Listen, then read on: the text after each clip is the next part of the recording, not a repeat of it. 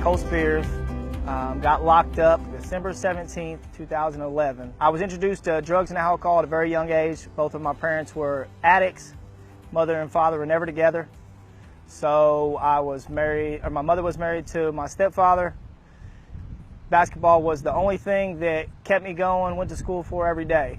Stepfather stopped me from going to a game, which in turn kicked me off the basketball team, which led to my long road of addiction. So any parents out there, if you have a child in sports, don't ever take a sport away from them for a punishment. There's lots of other things you can do. Got kicked off the team, started running away from home, started doing cocaine, marijuana, pills, drinking, you name it, I did it. Started getting locked up many times. Met my real father in Kansas. He was an addict. That lasted for a short stint. Came back. Parents lived in Carroll County. Many more times to jail. Got locked up, had a couple kids. My wife at the time was also an addict. Continued to do heroin, sold drugs to fill our habit. Got locked up. Again, like I said, December 17th, 2011 was the best thing that ever happened to me. I could have never stopped doing drugs if I wouldn't have got locked up. I used to hate cops then because I thought they were out to get me. From that point on, I thanked every cop that was ever arrested me and was involved in that. They kind of had a play in making me the man I am. Since then, I went to NA. That kind of started my way of getting sober, getting clean, met a lot of good people. Started a job at NAS. I got out June 12th, 2012. Got a job June 20th, 2012, and have held that job for 5 years.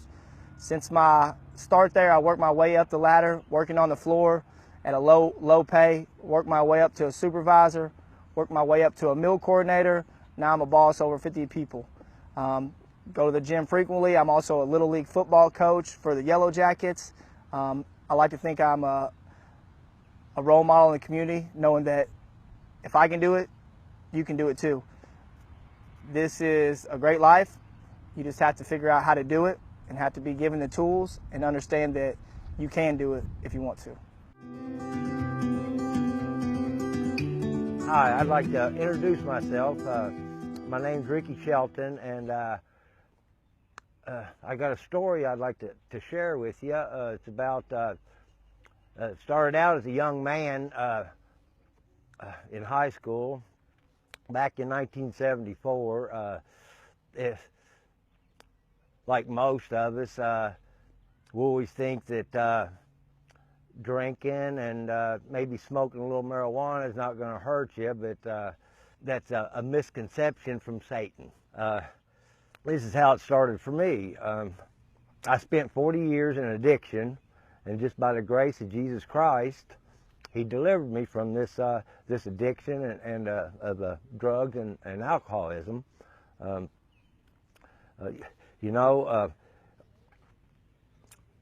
The Lord gave me a word here a couple weeks ago, and that word was choices. God loves us so much that He gave us a free will to choose what we want to do. We can either choose to serve Him, or we can choose to serve Satan. If you're not serving God, then most likely you're living in sin. And as we all know, there ain't no promises how long we're going to be here. And when we leave, we got some place that we get to go. Now, we can either choose heaven or choose hell. My addiction had me living in a hell.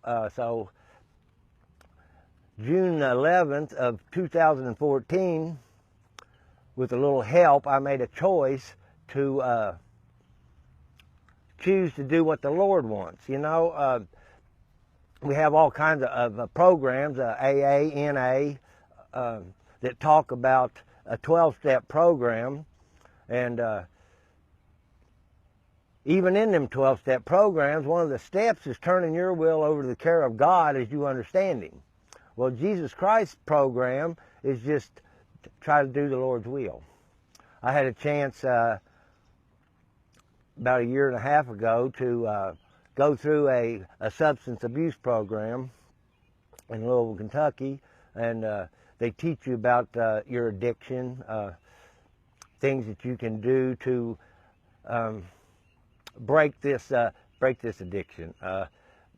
But what I found worked for me was just turning my will and my life over to the care of God, as He is, you know. And to be right honest with you, it's really the best decision that I ever made.